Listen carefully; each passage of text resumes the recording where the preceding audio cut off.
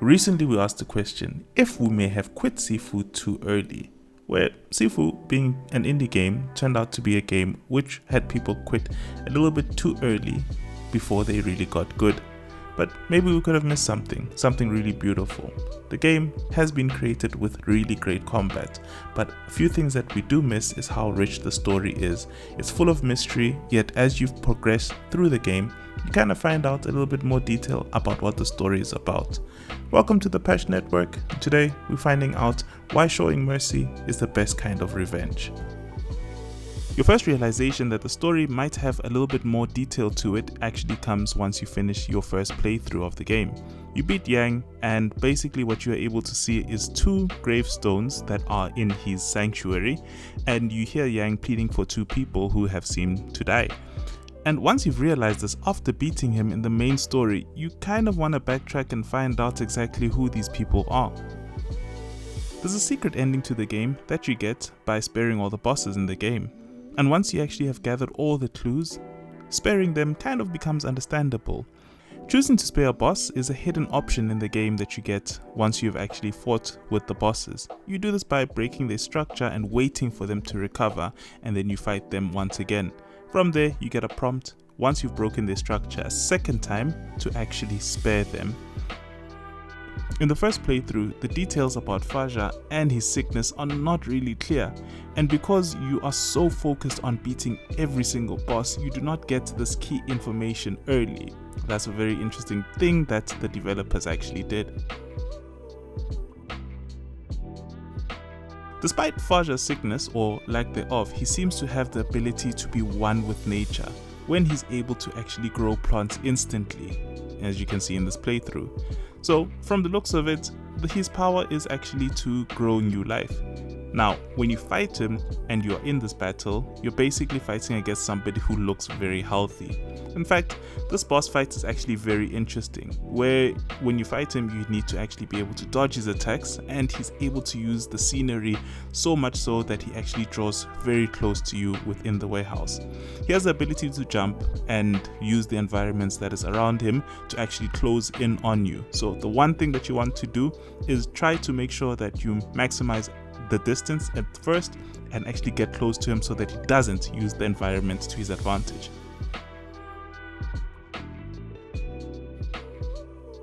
His second phase is one which is more aggressive, where in this fight he does have the blade now that he actually used in the beginning of the game to actually try to end you again. Now what he does differently in this point is that he hides in the environment and he tries to ambush you. You can dodge and counter his moves with ease, but one thing that the game doesn't really show you is the ability for you to pick up bamboo sticks and actually defend yourself once he starts trying to cut, and when you defend yourself you don't really take on much damage. Choosing to spare his life ends with you using his blade, but in this case you choose not to actually finish him off. Maybe we chose mercy because we saw that he was sick and he only wanted to get the talisman for making sure that he has new life or that he actually recovers. The next person in the game that we want to focus on is the person known as Sean, also known as the Fighter. One of my favorite areas in Sifu is an area known as the Club. I remember seeing this as part of the initial trailers and I thought that this is going to be so much fun once I get to this level. Sifu is really good at tying the different areas and bosses together through dialogue. The first time that you find out about the club is when you are in the squats and one of the gang members actually mentions the club. Getting to the club, you discover that there's a ceremony currently taking place, which is known as the burning. And this is basically a test that Sean is using to select his next disciple. To become the next disciple, you have to go on 3 trials. And these trials are actually known as agility, dexterity, and endurance. These are the 3 trials that you need to be able to beat.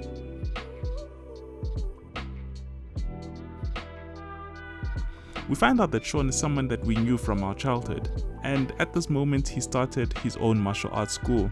This school seems to be something that he's trying to do to follow in his father's footsteps, and we find out that your father and Sean's father were actually really close at some point, and they were formed part of a group called the Guardians. They were the ones who were tasked to look after the talismans. A note in the game that you realize that at some point Sifu and Sean's father had fought before, as it does give mention that Sean's art style is very technical and very dangerous, and that you need to be careful about it. Getting to Sean requires you beating a ton of enemies, which is natural in this type of game, and essentially once you get through every single one of the trials, you are able to engage with Sean in combat. Fortunately, there are some areas in the game that you can actually skip the fight altogether, but if you are very impatient, you might actually end up fighting some of them when you could have skipped them. This is seen once you're in the gym area of the game. The fight with Sean is pretty difficult at first. You have to be able to dodge his attacks and get your structure to refill, and you can also block his attacks at some points, especially when it comes to the more lighter attacks.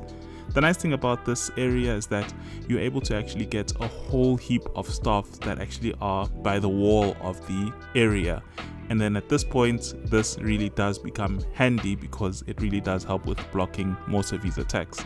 The second phase of the fight is a little bit more difficult as Sean becomes more aggressive, where his staff actually has fire that surrounds it and it actually deals a bit more damage, so you want to make sure that you do not actually get hit. Going through the game, the clues lead you to see that the person who may have killed his father could have been your Sifu, or your father in this case. Though it does not specifically state how it happened, Sean does seem to want to avenge his father. We can see that Sean initially wanted your father dead as a form of revenge for your father killing his father. But again, this isn't really clear. But whatever it is, you actually can spare his life. And that's why we decided, let us spare Sean's life.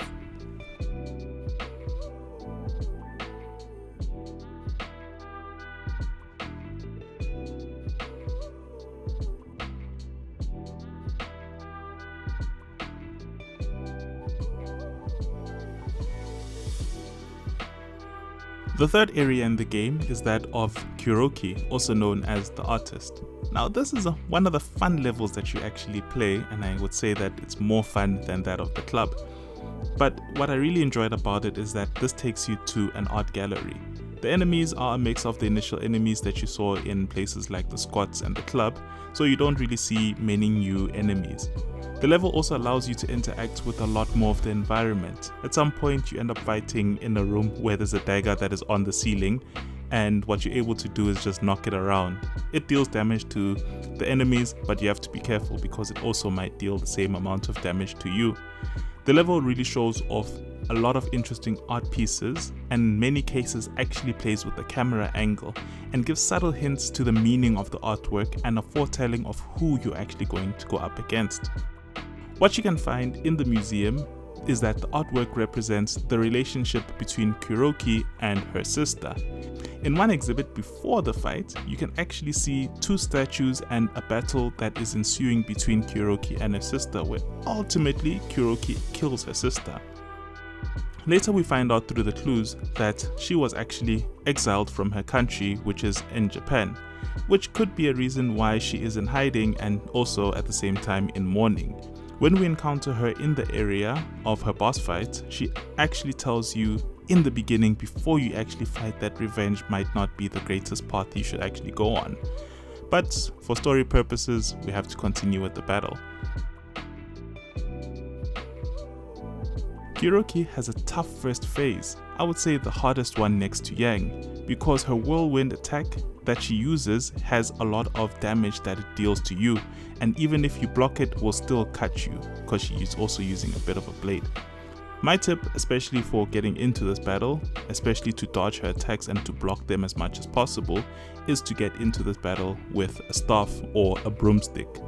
The second phase of the fight, you actually see her transform into an alter ego or a different version of herself. Maybe this also could represent her sister in some way. The fight actually is a little bit more difficult because now you have to be able to dodge and catch projectile weapons depending on how quick you are. Timing is a very important element within this fight because There are some attacks that she does give you, and if you are not getting the timing absolutely perfect, what will happen is that you will either take a lot of damage to your structure or to your health.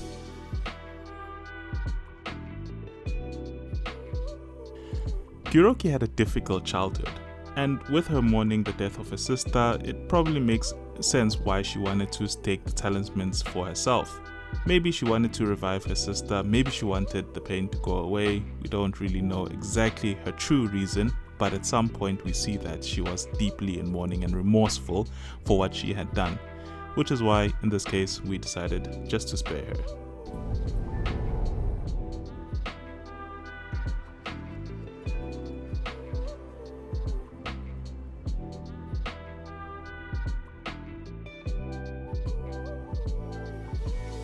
Jin Feng, also known as the CEO, is the fourth boss that you'll fight in the game. The level of the CEO is somewhat artistic yet very much businesslike and goes by the name of the Towers. And you see this especially when you actually walk into the building. You get the feeling that you're walking into a very large corporation. This is another time in the game where the area isn't hostile, similar to the gym and the club. Getting to the CEO is very interesting because it is a point in the game where you actually meet her in the beginning of the level. The level starts when you make your way to the top of the building, you meet the CEO, and now you have to make your way down to the bottom again. And to get to the bottom, you have to fight quite a number of very difficult enemies. And I'll tell you, even if you finish this game quite a number of times, this level is always going to be a difficult one. The CEO is introduced as leader of a large corporation, where she sits at the highest point of the building. She has amassed a large amount of wealth over the years, and the details about how she got it, it's a little bit sketchy. She's actually one of the people who founded Yang's sanctuary and has partnered with him. She also funded Kuroki's art museum, and you can see this by a poster that you find that is marketing the event. Despite her being well off in business, she's actually somebody with a deeper backstory, one that is actually closest to your father. We find that Sean's father, your father, and Jin Feng were part of a secret group called the Guardians, as we actually was able to see with Sean's father earlier on. And basically what all three of them were meant to do were to protect the talismans at all costs. We find out that the talismans were created to serve the people, but eventually they do have the ability to corrupt people. This isn't really clear about why Jin Feng decided to turn against the Guardians, but we did see that she had somehow joined Yang. One reason could be that she wanted to take the talisman for herself because she had a very strong sense to help others, which is something that actually kept getting even worse, or she kept doing so the more she actually was able to gain a bit more wealth. We find out that the talismans were created to serve the people, but had a lot of power to corrupt. It isn't really clear why she decided to turn against the Guardians and take the talismans for herself, or take a talisman for herself, but we do see that she had at some point she sided with Yang. One reason could be that she wanted the talisman for herself so that she could help as many people as possible. But at some point she was corrupted and then she turned. Fighting the CEO is a battle which will test your ability and your endurance to actually dodge, and to dodge very quickly, because she doesn't use a blade as she had done so in the beginning, but now she has exchanged it for a golden and very shiny hammer, which can actually deal a lot of damage to you if you're not careful. The second phase of the fight is very similar to the first phase, but here you will actually see a lot more powerful attacks that will come your way, and if you don't dodge them and if you don't get away from them in time, they will actually hit you and really break your structure. So you need to be able to close the distance between you and Jin Feng. Her structure, unlike the other bosses, is actually much weaker, and it's actually easier to break her structure early in the game. Choosing to spare her is honestly because she had a good heart, and somewhere deep down she always wanted to help people. But unfortunately she was corrupted by the power of the talismans. So we decided to make sure that we save her, or to spare her life in this point, because we hope that she might have changed or to turn a new leaf.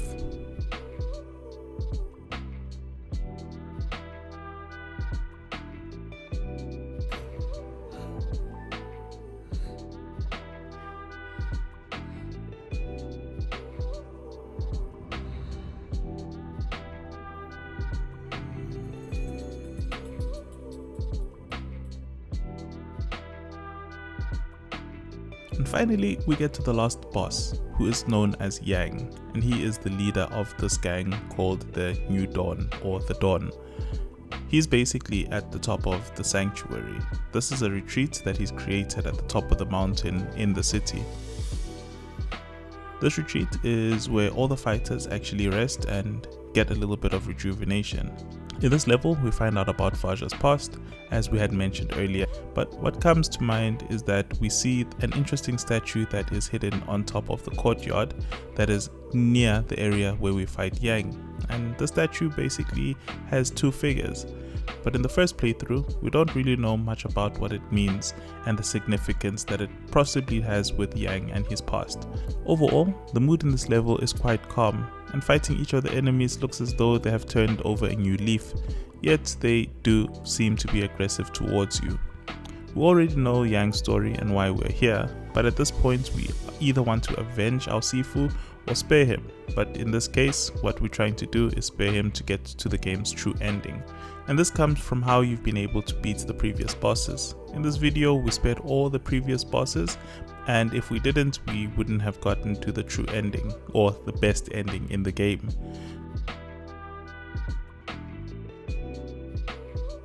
What you find out is that Yang actually has a more tragic backstory, which led to him actually being kicked from the clan. Yang, from the looks of it, lost his wife and his child. Maybe it's the point where he wanted to save the people that he cared about by taking the talismans for himself. You find out this detail when you first finish the game initially in your revenge run, when you see that there are two graves and you hear Yang in the background pleading for the Sifu to actually use the talisman so that he can bring them back. The fight with Yang is one of the hardest ones in the game, and rightfully so. He's the only boss in the game that is not affected by your focus. In fact, the second that you actually try to use your focus, he actually insults you in the fight. So this fight you need to have mastered all the skills possible, but what you really want to be able to learn, which will save you a lot in this battle, is making sure that you're able to regain your structure once you dodge, and that you are able to damage your enemy's structure when you block. The second phase of this fight is slightly harder. In a way, the scene kind of repeats itself where how you started the game. Basically, you're kicked out into the courtyard and you have to fight your enemy, in this case who is Yang, in the dead of night, and it's also raining. Fighting Yang here, he brings in a lot more stronger and faster attacks, and if you don't have the structure upgrades and the block upgrades, especially within your skill set, it will make this game or this fight a little bit more impossible to win. If you choose to spare Yang once you've initially broken his structure, the game actually treats you to a third phase of the fight, where he takes the talismans and now you no longer have a health bar, and this fight, if they break your structure, it basically means that you lose. If you beat him, and if you spared all the bosses in the game, you are actually treated to the game's true ending, where you now are Sifu and you have your own studio and you're teaching the next generation of fighters. This is actually the best ending, and it requires you to make sure that you don't actually kill any of the bosses and you have to save them in the whole run. What you find out is that this game, or this ending, speaks about, which basically means that you are able to fight your opponent, best your opponent, and when it comes to delivering the final blow, you choose not to, and you show a sign of mercy, which is the sign of a true martial artist by the looks of it, and it is basically what the game has been trying to teach you all along. And if you can get to this point, you've mastered the game and can try different challenges to try and beat the game, either young or as old as possible. But also look out for the different trophies that you can get in the game, because platinuming this game requires you to challenge yourself in many different areas. It's a really, really fun one. Overall, the story is great for such a short game, and it actually is quite deep, especially when you're looking at how detailed it is for all of the fighters and all of the enemies and bosses that you actually fight.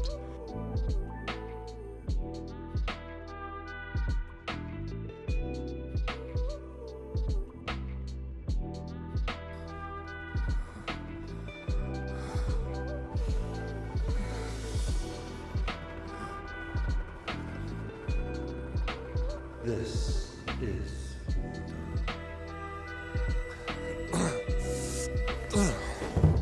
And that brings us to the end of this video. if you like this one, definitely have a look at the first video that we posted, basically about why we might have quit Sifu too early. It's one where we actually ask that main question and we see how well the game was actually developed. If you'd like to see more in-depth gaming content, some more interesting questions that we want to actually ask about certain games, hit the like and subscribe, and we'll keep you patched to the world of gaming and technology.